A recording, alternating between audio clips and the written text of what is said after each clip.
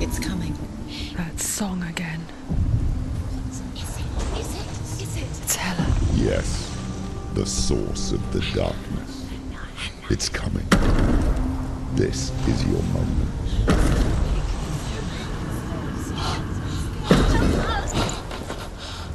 I'm sorry. I can't watch this. What are you doing? You're showing weakness. You're not a warrior. You're a disgrace. The gods will punish you for this. Get up. Pick up the sword. Pick it up. Fight the darkness. Fight it. She's scared. Get up. Get up. Get up and fight.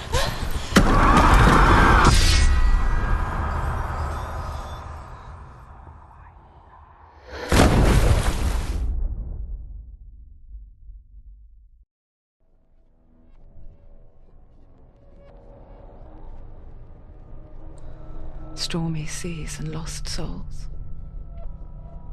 She's dreamt of this before. They say dreams are visions of our memories, thoughts and fears, as seen by our inner eye. But what if each one of us is always dreaming, even when awake, and we only see what our inner eye creates for us? Is this what hell is? A world shaped by Senua's nightmares. Maybe that's why people feared seeing the world through her eyes. Because if you believe that Senua's reality is twisted, you must accept that yours might be too. You failed the gods. You're pathetic. Rotten. Cursed. What were you thinking? Did you really think you could win? How stupid can you be? So stupid. Everyone hates her. She's cursed. The shadow hates. Look at you. A warrior. Worthless. Weak. Pathetic. Go on. Feel sorry for yourself, because there is no one left to do that for you. Everywhere. You failed. What's that? Take it. If you're too much of a coward to fight, then end the suffering. Broken and lost. Just like your sword. Come on. There.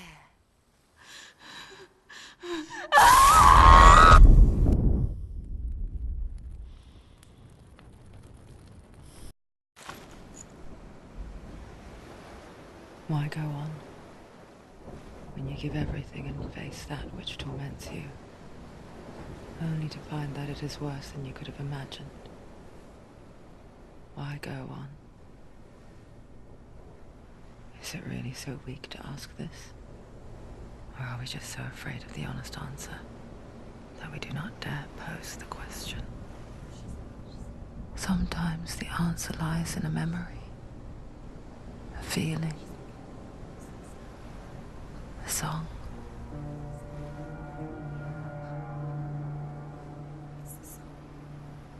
It's not real. It's a trick. It's not real. It's real. Listen to it. Don't give up. Dillian. It's Not like this. it can't. It's not real. It is real. It's a trick. Don't trust it. Maybe you're already dead. Who are you? Maybe this Do you still believe in me, Senua? No, it's not. It's a trick. It's a trick. He's already dead. He can't be here. It's impossible. Dillian. Come to me. Please.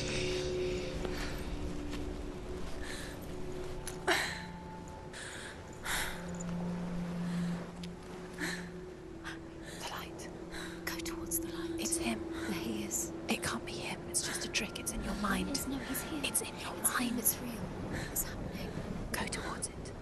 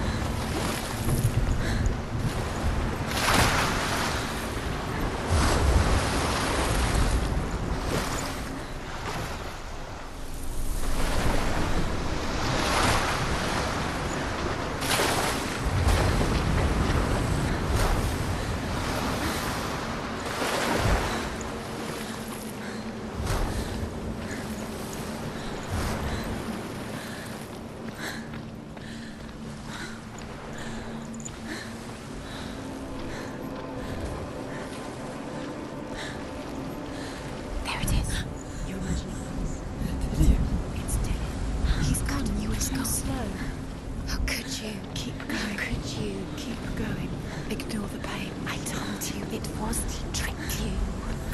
We told you. Where are you going? See, there's nothing to follow. Come on.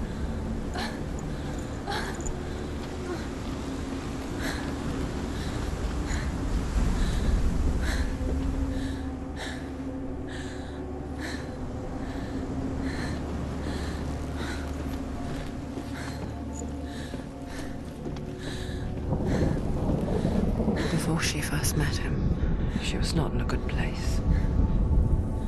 Just a teenager, but not like the others.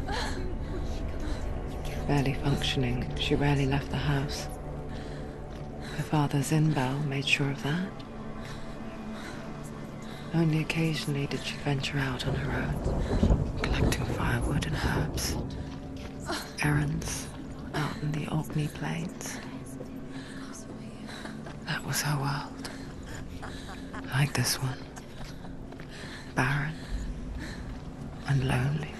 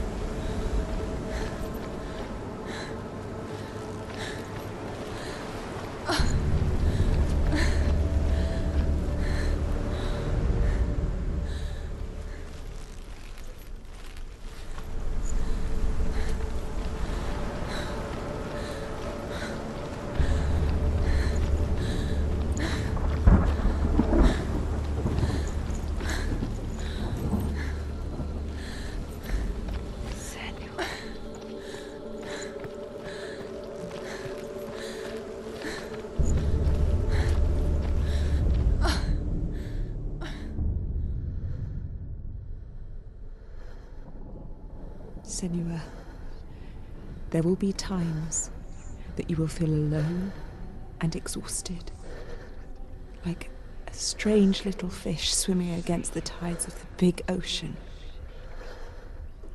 But have the faith to let go and let the tide carry you away. Because the whole ocean is your home, and it does not ask you to swim against it.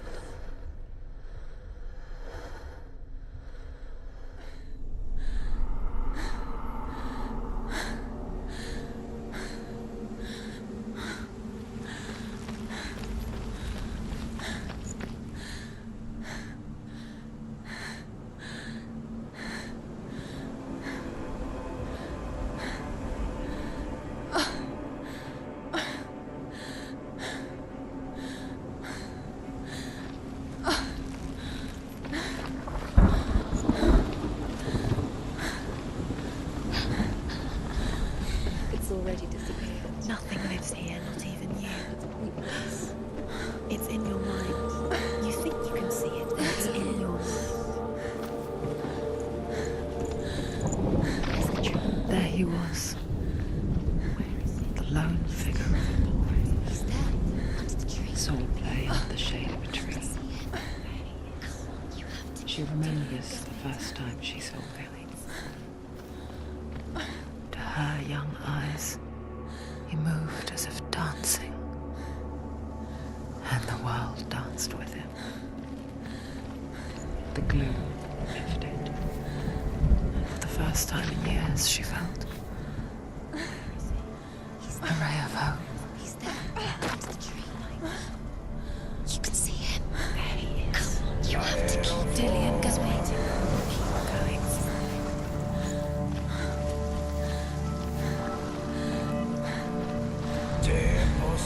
The Northmen tell of a great hero. His name is Sigmund.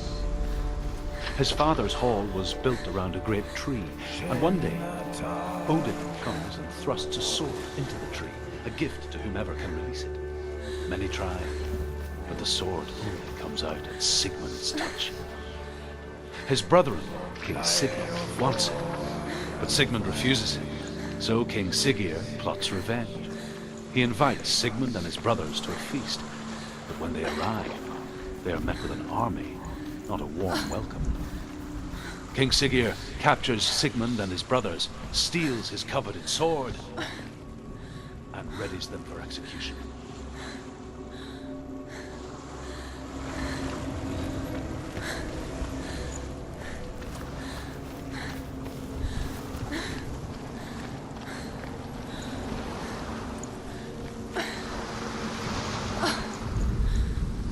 Death for Sigmund and his brothers seems certain. But the king's wife is Sigmund's sister, and she begs for mercy and implores the king to chain them up instead. He agrees. Not for mercy, though, but because he plans an even more cruel and lingering death.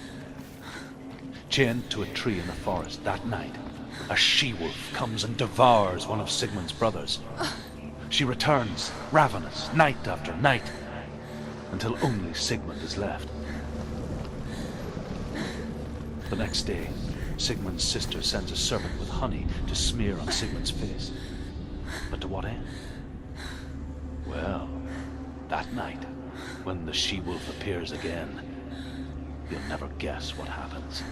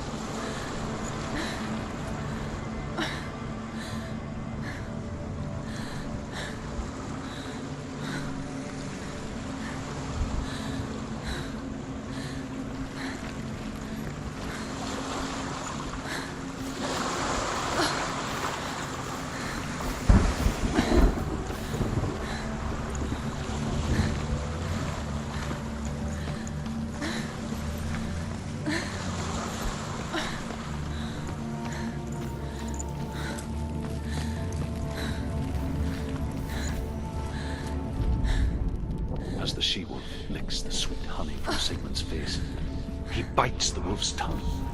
The she-wolf pulls away, but Sigmund holds on. The chains break, and he is free. After his escape, Sigmund lives like us, hidden in the forest. His enemy, King Siggeir, believing him dead, as his sister plots revenge. And for vengeance to succeed, even the great Sigmund needs help. So she sends her sons to him. But their blood is weak and corrupted, and they're put to death by Sigmund.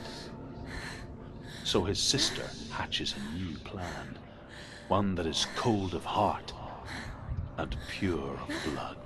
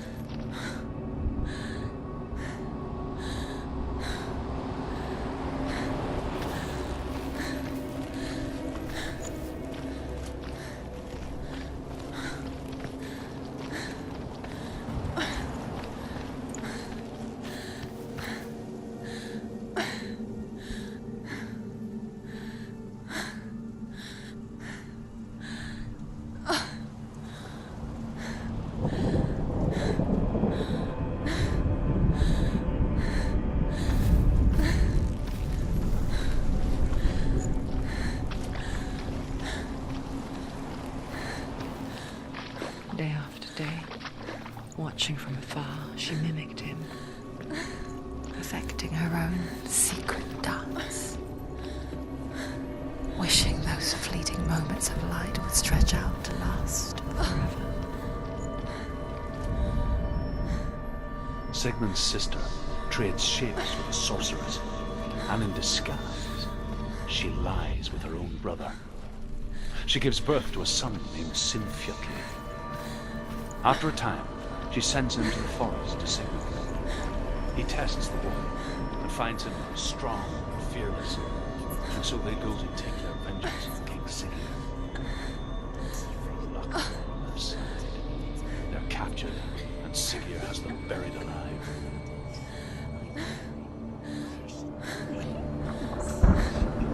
What is she following? You can't even fight. It's just deception.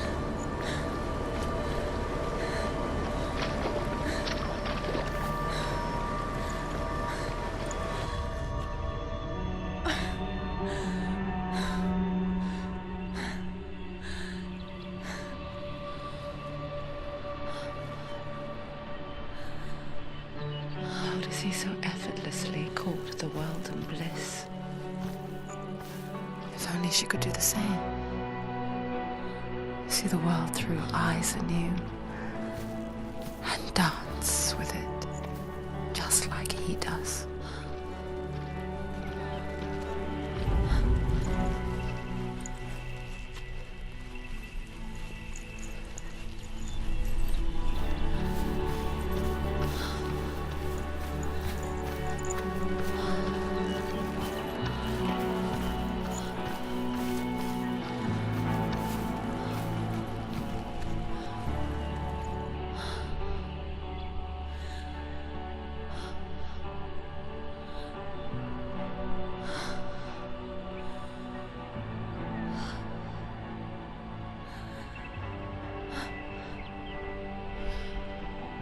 What's your name? Senua. I haven't seen you before. I don't leave home much. Oh, Zeno's daughter. I have to go. Wait. Who taught you to fight like that? No one. No one. Well, I watched you, and You learnt all of that from watching me? You should become a warrior, you know. me? I'm Dillian. I'm here for the warrior trials. Just come and watch. And bring your sword. You can't put it into words. That moment when you look into the eyes of the one who's supposed to reassure you, make you feel safe. It only takes an instant. Fear swallows you before you have a chance to make sense of it. And darkness becomes a part of who you are. You killed him. But her world changed the day the Northmen took him from her. Senua knows that there's no going back to how things were. That there's nothing to go back to at all. Stay still, stay quiet, hide, don't tell her. Their gods can see into your mind. They will use this power to destroy They you. won't stop me. I can still feel him. Whatever's left of him, they will never let him go. I'm not gonna let him rot here. You're the one rotting here. Leave me alone. You will die here. No. And all your suffering will have been for nothing. Shut up!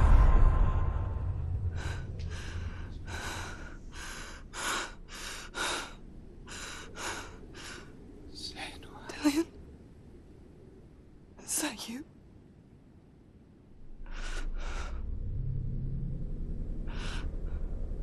I'll find you, my love. I promise.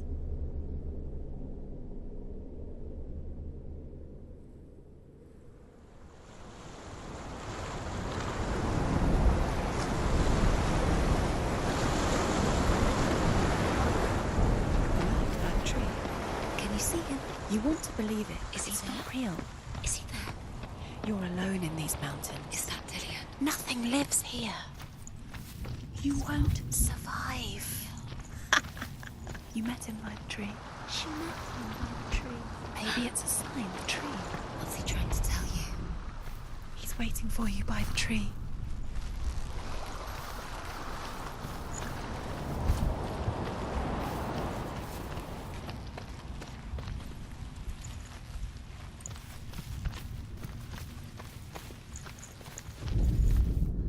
As Sigmund and Sinfjotli are being buried alive, Sigmund's sister throws an armful of straw into the grave mound. Hidden in the straw is Sigmund's sword, the gift of Odin. They cut their way out of the grave mound and set fire to Siggeir's hall. The king burns to death. Sigmund calls to his sister to come out so that she may live and be honored. She does come out, but only to tell him the truth. That she had slept with him, her brother, to beget a strong avenger. I am not fit to live, she says, and walks back into the fire. Strike vengeance from your heart, Senua, as there is always a heavy price to pay.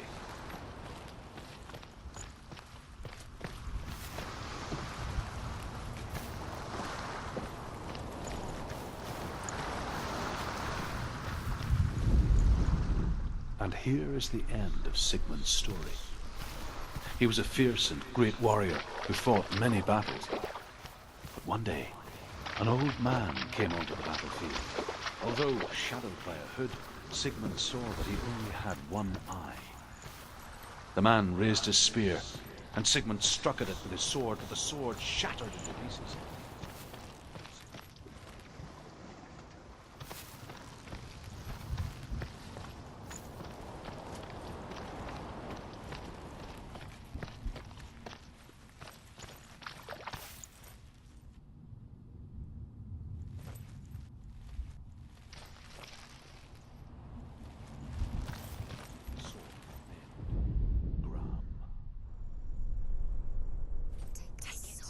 A sword. Take it. Dillian left it for you. Take it. Take it. Take it. It's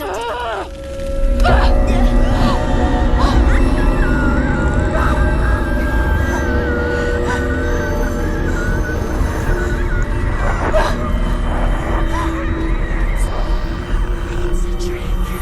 It's a trick. It's ending. It's coming from there and there. What are they?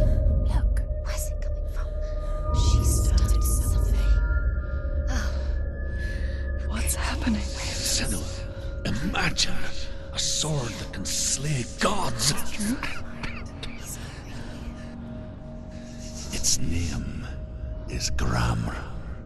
It was forged by the god of all Northmen, Odin, and gifted to Sigmund, a great warrior.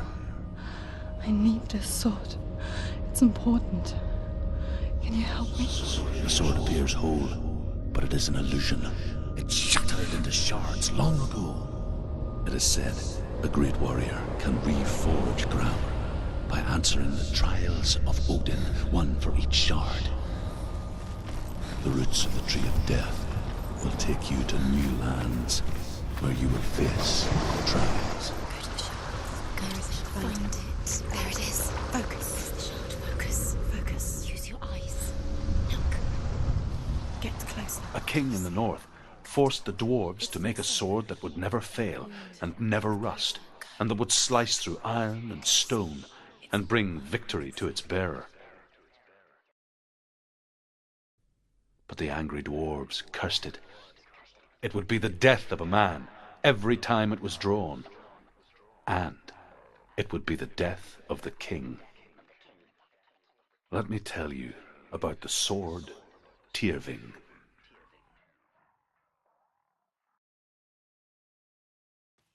I don't recognize this place. Where are we? Where is she? It feels wrong. Where are we now? Burial mound. So strange that we go to such lengths to bury death. Something so very ordinary, inevitable. It's as if we conspire to hide death, because we have no answer for it. But when it comes and forces itself onto our friends or loved ones, then comes the reckoning. Willful child who teaches herself to fight with weapons. When she learns where her father is buried, her only desire is to reclaim the treasure buried with him, but above all, the sword Tyrving.